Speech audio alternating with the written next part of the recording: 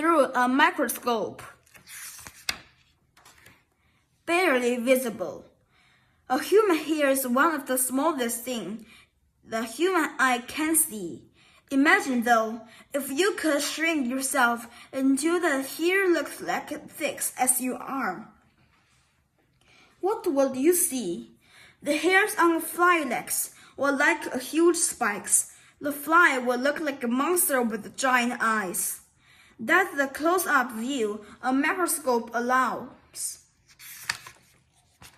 The first simple microscopes. For thousands of years, people have wanted to take a closer look at the world. The ancient Greeks used glass balls filled with water to make objects look larger. The Romans discovered that glass was thick in the middle and thin on the edges, but things look bigger. This was the first magnifying glass. People learned how to make better glass lenses. In Europe, in the 1800s, with that discovery, the microscope was invented. At first, the microscope was just a sort of a fancy magnifying glass. Most magnifying glasses only make things look about 5 to 10 times larger in size. That was the power of the first simple microscopes. Compound microscopes. Early microscopes users felt that they could put two magnifying glasses in a row. The second lens magnified the image from the first lens. This made the image look like even bigger. With the two lenses working together in a single microscope, the compound microscope was born. Today, compound microscopes can make objects look up to 1,500 times bigger. Magnified 20 to 30 times. One of the early microscope users that Robert Hooke. Hooke was one of the first people to take careful notes on what he saw through a microscope. He published his notes in a book filled with drawings. Hooke's book had close-up views of a louse and a flea. He drew the eyes of a fly in greater detail than anyone had ever seen before. Hooke also sketched parts of plants and a microscope. He discovered that it was made of tiny chambers. He called those chambers cells. Over time, the word cell came to be used for the tiny building blocks of all living things. Magnified 50 to 100 times. Historians believe that Hooke's book inspired another early microscope user, Antony van Leeuwenhoek. Van Leeuwenhoek was a cloth merchant, not a trained scientist. However, he used magnifying glasses to take a close look at the fabric. He bought the suit after he saw Hooke's drawings. Van Leeuwenhoek started making lenses of his own. Van Leeuwenhoek discovered a way to create better lenses. He learned to make microscopes that magnified objects more than 200 times.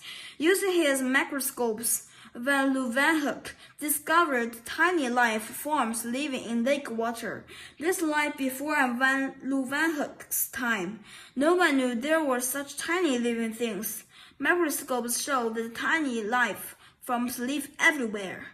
When things are magnified 200 times, a person can see many times that are invisible to the naked eye.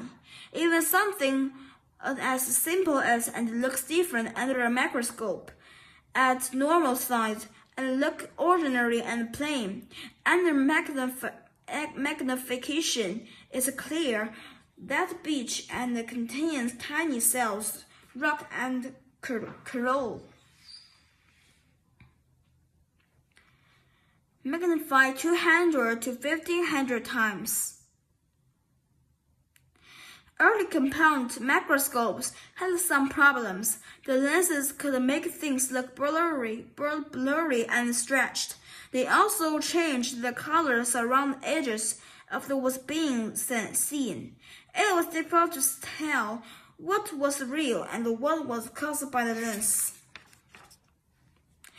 In the early 1800s, a scientist named George Jackson Lisser invented a new type of lens. This lens got rid of the stretching and the color changes. It made the microscopes more powerful and reliable. As a result, microscopes allowed new discoveries in science and medicine. In the mid-1800s, Louis Pasteur discovered that tiny life forms in the air could cause milk to spoil. Improved microscopes allow doctors to see germs in the bodies of sick people. This discovery completely changed medicine. The early compound microscopes also led to the discovery that no two snowflakes are alike. Wilson Bentley was known as Snowflake Bentley for his work with the snowflakes. He used a camera to take pictures with his microscopes. In the late 1800s and early 1900s, he took photographs for more than 5,000 snowflakes. Microscopes show that some things in nature form special shapes called crystals. So crystals are cubes, like building blocks. Table sugar forms milk crystals that are slanted at each end and longer than salt crystal. Seeing the word tiny detail can help people understand how things work. Take birds, for example. A man named George D. Mistral added such stock onto his clothing after he walked in a field. He took a closer look at the birds under a microscope. He saw that they had tiny hooks that caught on the loops in the fabric of his pants. De Mistral worked to copy the design of the birds using fabric. The result was Velcro. Velcro is made of two pieces of a fabric. One piece is covered in thousands of tiny hooks. The other is covered in thousands of tiny loops. The hooks and the loops let two pieces of fabric zip together. Magnified 1 million times.